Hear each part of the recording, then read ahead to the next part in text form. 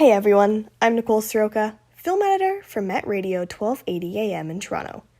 Today, I sat down with Vancouver-born filmmaker Meredith Hama-Brown to discuss her feature directorial and screenwriter film debut, Seagrass.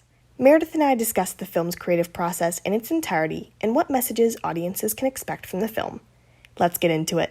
I just want to start off by congratulating you. I mean, this film is so incredible. It's beautiful and it's heartbreaking, and the cast is just incredible. So, congratulations on such an awesome film.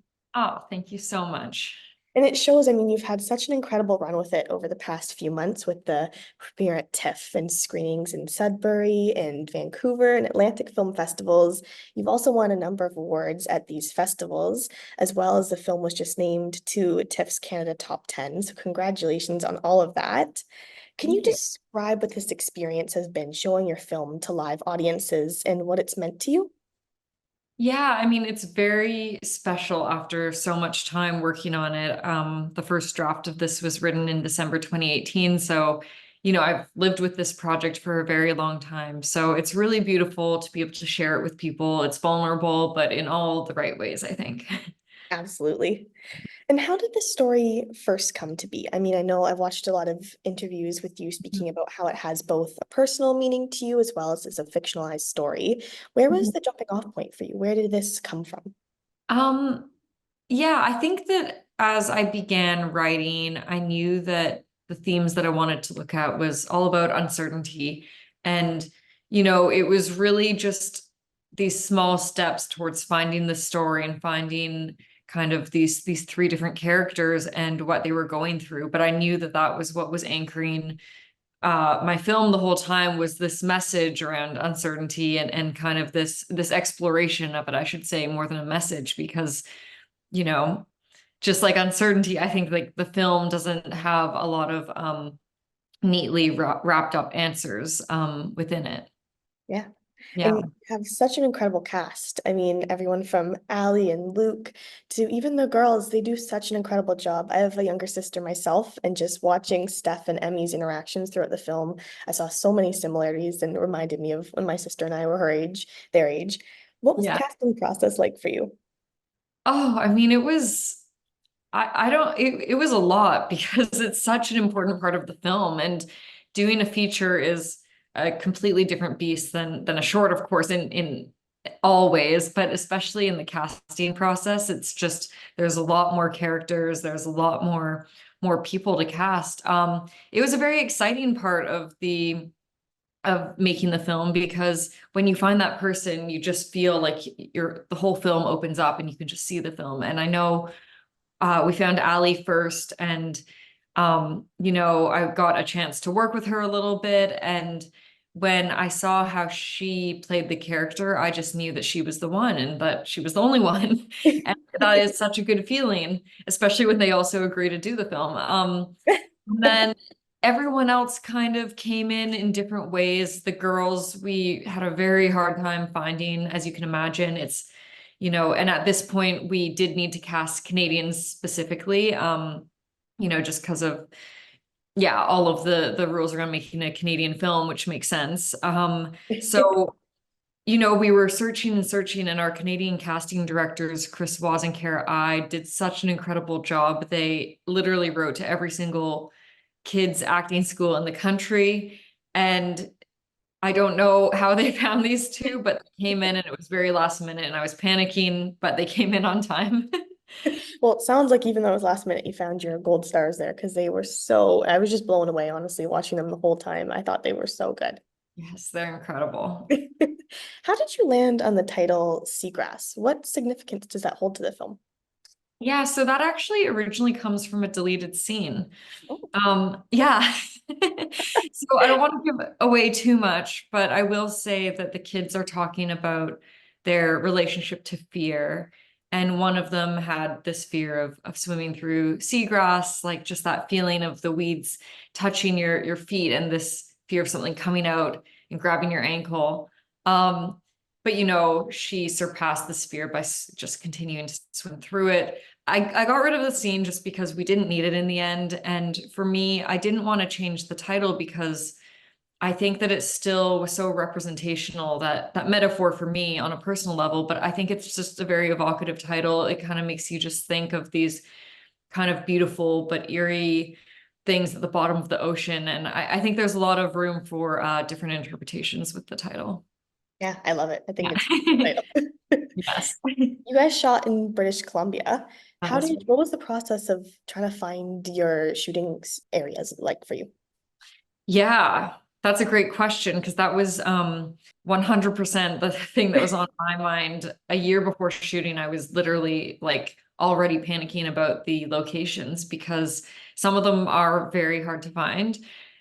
In particular, the cave that is featured in the film. So that was something that yeah, I basically went a year before shooting and found the cave as well as the retreat where 90% of the film takes place. And I'm really glad that I did that because those get booked up really early for vacationers and stuff. And so, I think it was really good to kind of do these things early and just have that off the plate. It would have been really stressful to do it in like the 2 months prior to Right. shooting. We probably wouldn't have found as good of locations.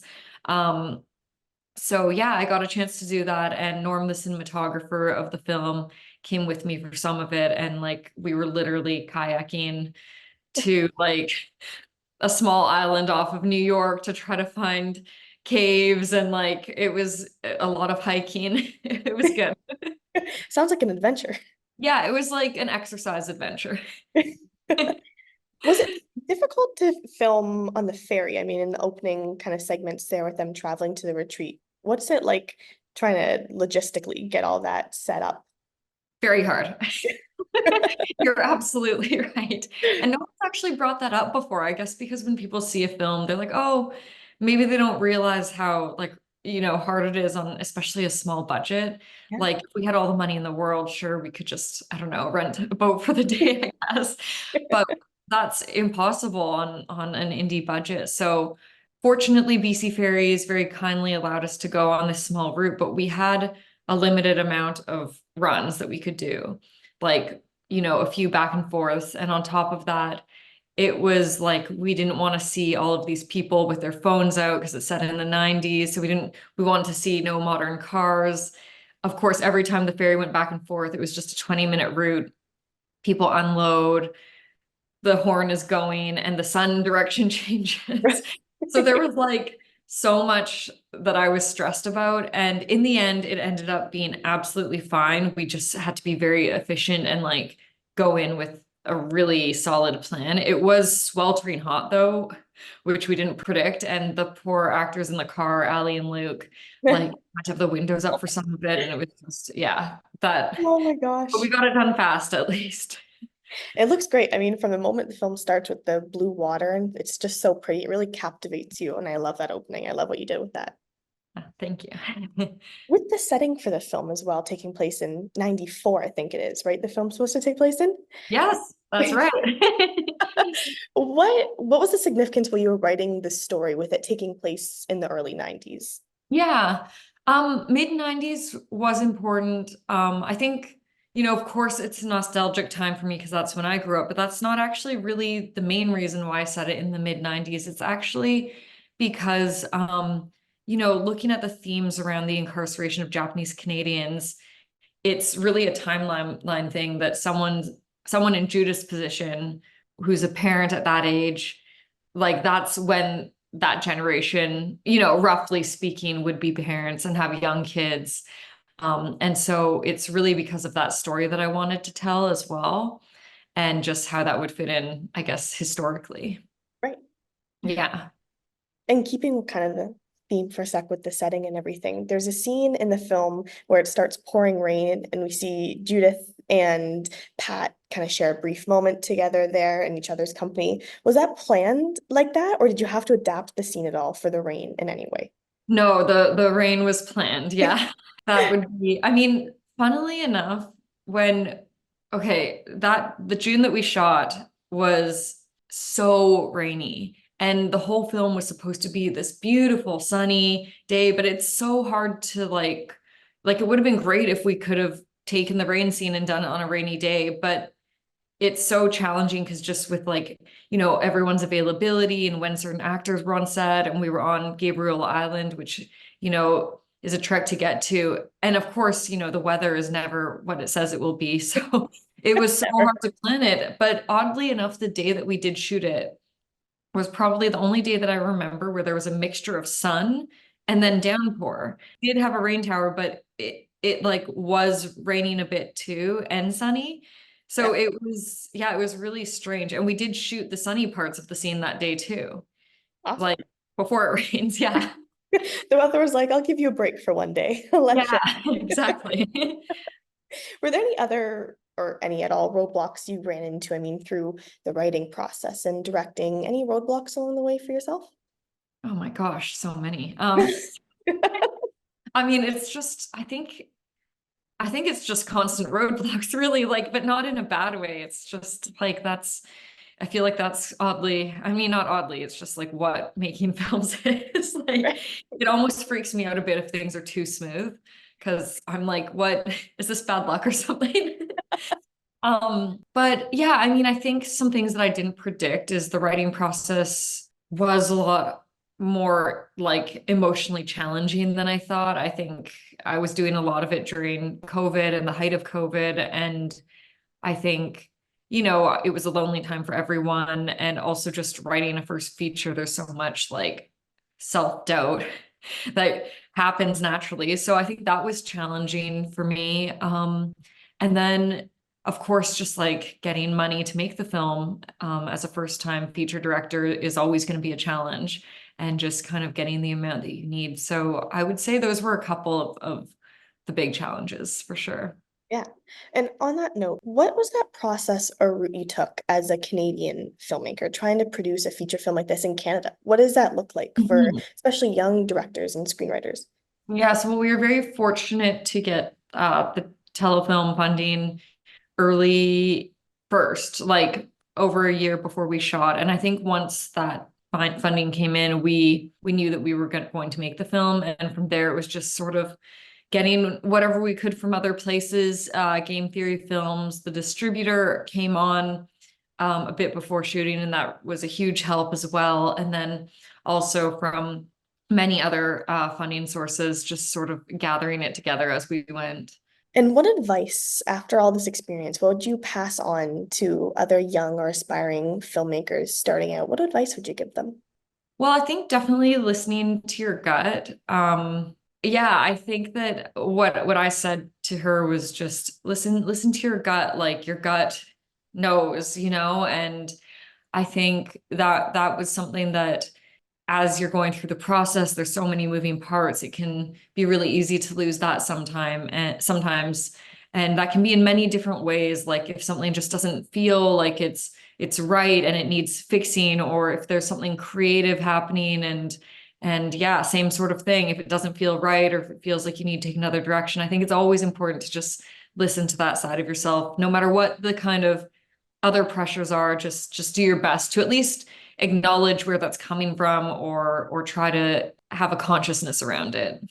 Absolutely. Yeah. And then a minute ago, we were talking about kind of roadblocks. What did doing this type of project for the first time, did it teach you about perseverance or trying to, maybe if there was like small things you're trying to put out of your mind as you were going along, what did it teach you about persevering through any of the roadblocks you came across? I mean, really, it just taught me just keep going. Like, I mean, I know that sounds a bit stupid, but No, it's like, yeah, what it taught me about perseverance is that like you just need to push through when it's hard, and just keep finding that energy, because it is definitely a marathon. And actually the producer said that to me early on before we were even in prep. Like they said something about preserving energy where you can. And I was like, yeah, now that I'm done, I'm like, yeah, I think I put a lot into everything I do. And so I'm feeling it now, like just kind of that, you kind of feel completely zapped, and it's a good feeling too. It's like when you exert a lot of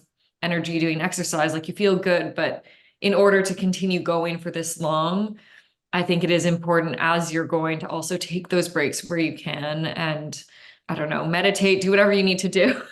absolutely.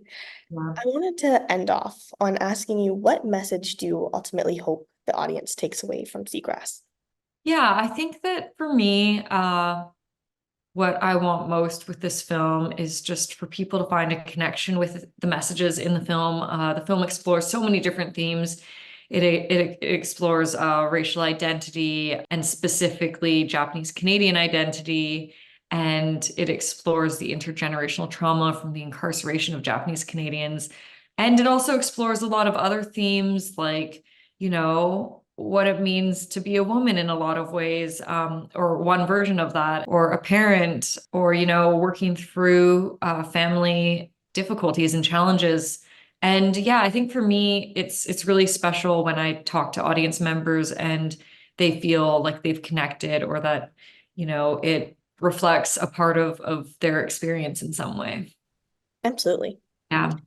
Well, thank you so much for taking the time to speak with me today. Oh, thank you so much. And yeah, thank you so much for chatting. Thank you for tuning in to my conversation with Meredith Hama-Brown. And don't miss Seagrass when it hits theaters across Canada and the United States on February 23rd.